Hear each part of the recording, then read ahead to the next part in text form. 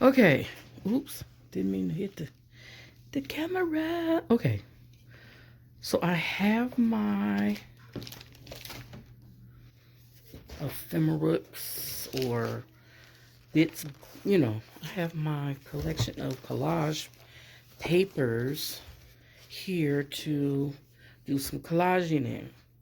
Now, I had been working in this altered journal, but today I'm going to continue in the altered playing card here.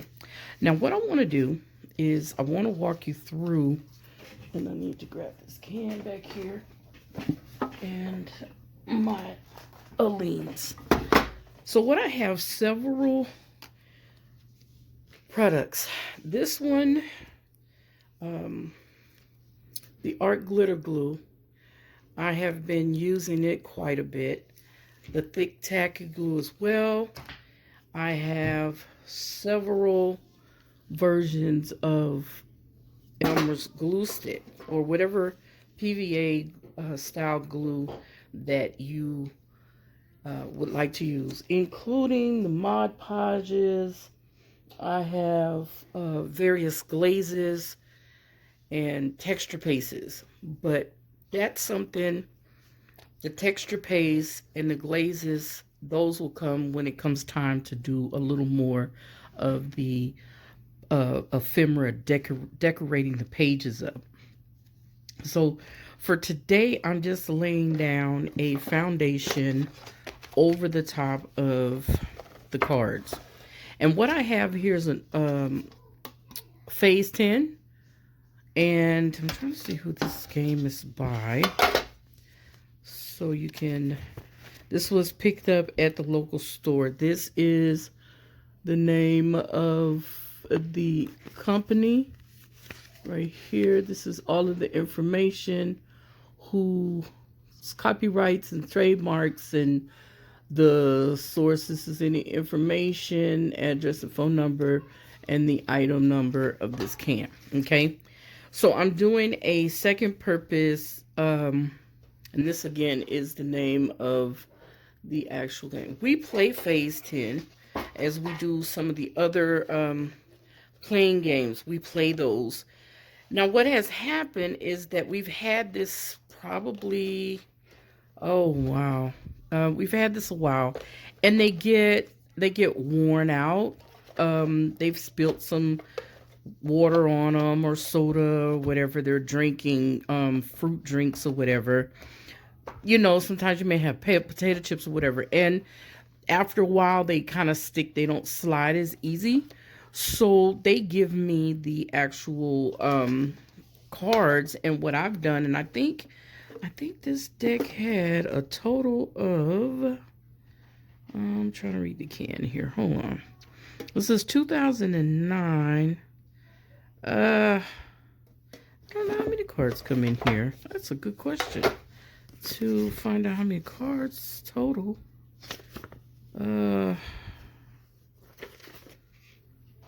Let's see. Well, I don't see that on here. Well, it doesn't say. I mean, it probably does. Okay, here. It's 40 phase cards, 24 of each individual cards, and then there's like 12 total. So that's some math. 24, 1, 2, 3, 4, by 4. There's a total of 96 in the solid colors, and then 40, so that's 136 plus 12, 148 cards. Somewhere around there. I might be off maybe one or two, but I don't think so. Anyway, I'm going to show you here on the back side, okay? And I showed a little bit of it in the video. They're actually redoing my daughter's street or something out there, so you can hear them in the background. You can see here where I've attached the pages with masking tape, and they're 4 cards tall. I mean, 3 cards tall, 2 cards wide. And I'll have some dimensions for you later on down the road. I'm not going to do that right now. I just want to make sure my camera and everything stays in place. But let me get through this here real quick. Now, the masking tape, as I've shown you in, well, I've actually covered up this book. If you go back and look at the altered playing cards, I think day 1, I show you how the stitching, I took and stitched along each joining connector for each row, and I did just taping that. This is not what I call the best way of securing these cards. However, if you want to play along and you want to do an altered session and decorate your cards, you can use the low tack or a thicker tape. Clear packaging tape would work fine as well. The only thing about the clear packaging tape, I do know that it doesn't adhere.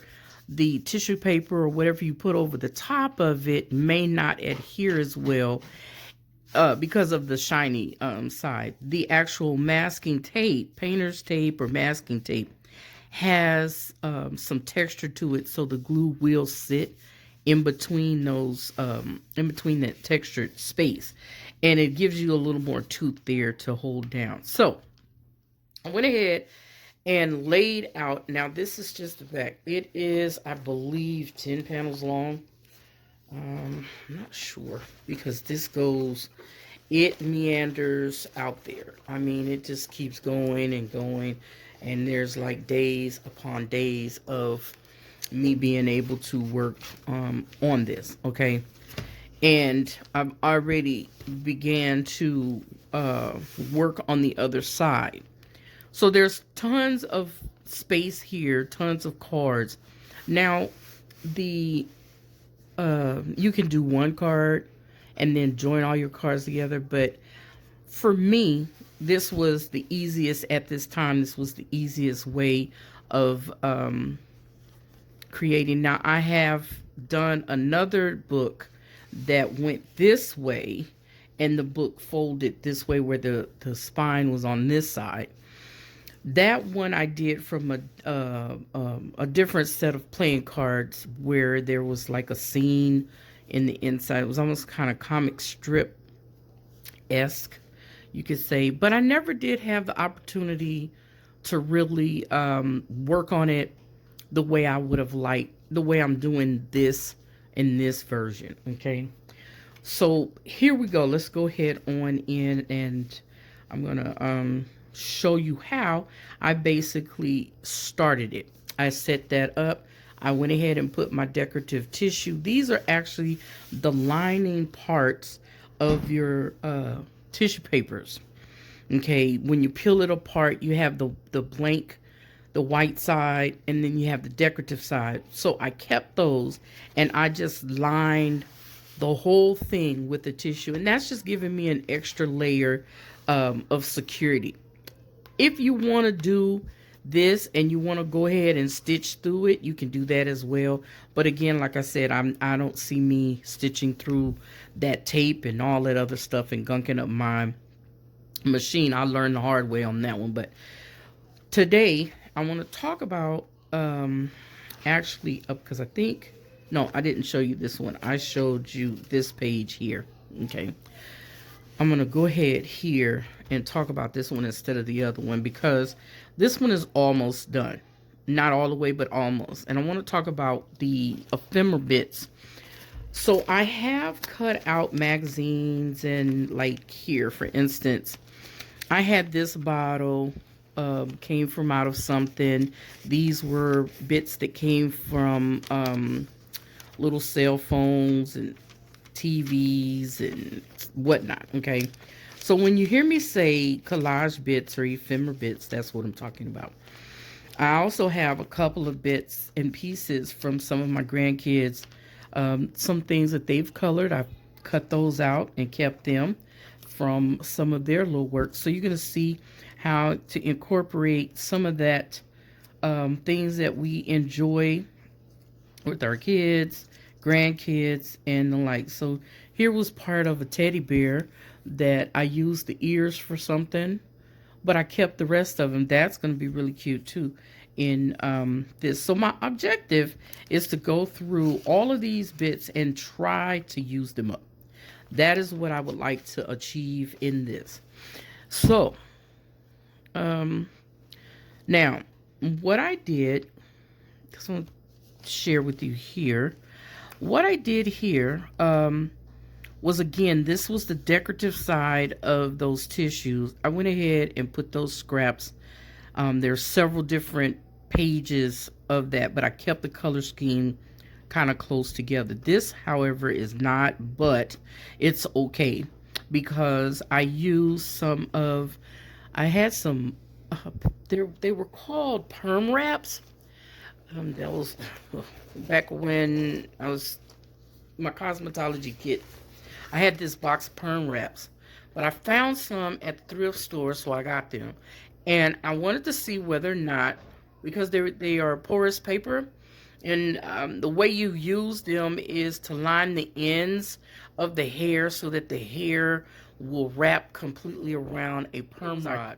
Stamped out some images on top of them, and I really like the transparency of that, and it actually worked pretty well. So I grabbed some of those and I just went ahead on and covered some of the words that I had cut out.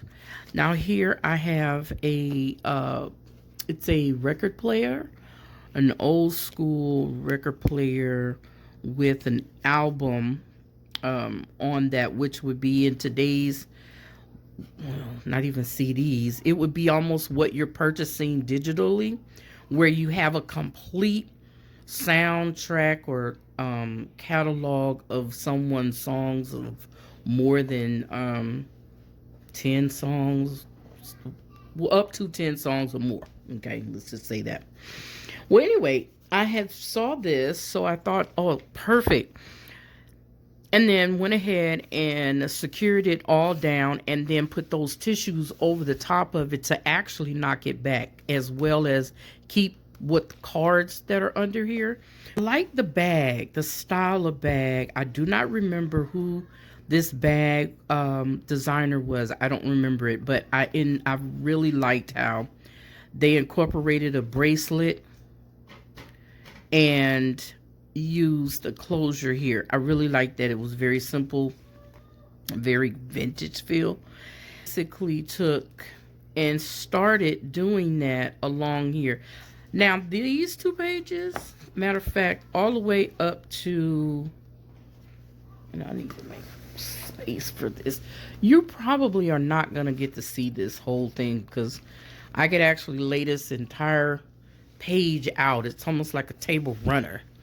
And you're not going to get everything in here. So I kind of took that Dee Dee's style of collaging in various places and then re-looking at them a little differently. So here, I mean, it's going to tell a story, but at this point it's still developing. And then I've actually used some cards from out of the stash and then basically apply them. So here's what I've got. I'm going to try to spend the next 10 minutes trying to just go through these here and see what it is that I want to include on this page. Now for me, how I do this, it's like I just go through my stuff. If it's something I want to play with that day, that's what I pull out. I don't really have a specific, as far as thing having to be balanced or whatever. All of that comes later. If it's something that I put down and it didn't work and it just won't work on that page, like I'm pulling out those. I mean, I have a lot of them. I need to use them. right? So I need to get these on this paper, okay? So if it's something that doesn't work, I'll just paint it out. Paint it out or put something over it, doesn't matter. I don't spend a whole lot of time in that. Still want to. The whole thing about the art part is not about, it's not about the, it's kind of like a process. And it is kind of make me laugh. So you're going to hear me laughing along the way because there are things in here that just going to make me laugh. And I think I got these from Dee Dee. Here. I don't know. I just want to get, I'm really kind of tired of having all this stuff in here. Not tired, okay? Let me be clear. Not tired because I like my crafts. I like doing my arts and crafts. I don't know where this page is going to go. I don't know what this is. My grandson gave it to me. Oh, this was Valentine's Day. I put that on something. Anyway, but I think you get the idea. Like, I'm just picking out some randomness to just include. Look at this. Like, all of these right here. This is going to be cool. Like, let's just pull that out. Let's see what we have. What I can make out of that. Okay. Let me close that up a minute. Move it out of the way. So, here we have some just random bits. I've got, I think this is a sticky note, so we're going to use one of it. Doesn't match. Nothing on this page. No. Look at this. These are cool. These were from a, oh, I can't think of what the name of it is called. A magazine for, I think I might have to use that on that other page. These I actually drew out here, and these are the ones that are the originals. And all I did was make my own little jewels. I think these I made colored. Anyway, we're going to use this stuff. So here's what I want to do. I'm going to pull out my glue stick and see what I can get on these papers here. For one, let's see. I don't know if this is going to stick. So I got my all-purpose glue, and if you need a glue, somewhere to glue your stuff, you know, get you a sticky pad or something. Not a sticky pad. This is a sticky pad. You want to get a piece of acetate or something and use that to stick your items down. And I normally have maybe some card or something to scrape it down to keep it in place. And like that there. I'm gonna go into the, just in case. Yep.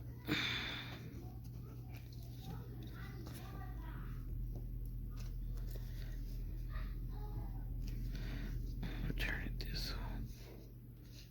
this way. Back like I had it. And a lot of times that'll happen. I'll get hold of something and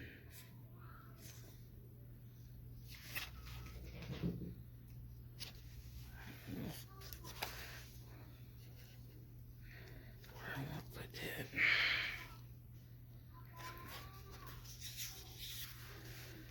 And that's just so fun. Like, just my grandson was playing on this here. It's gonna be good right here. And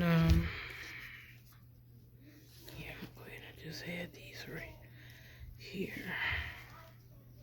Probably shouldn't have tore it off. That would have been just fine.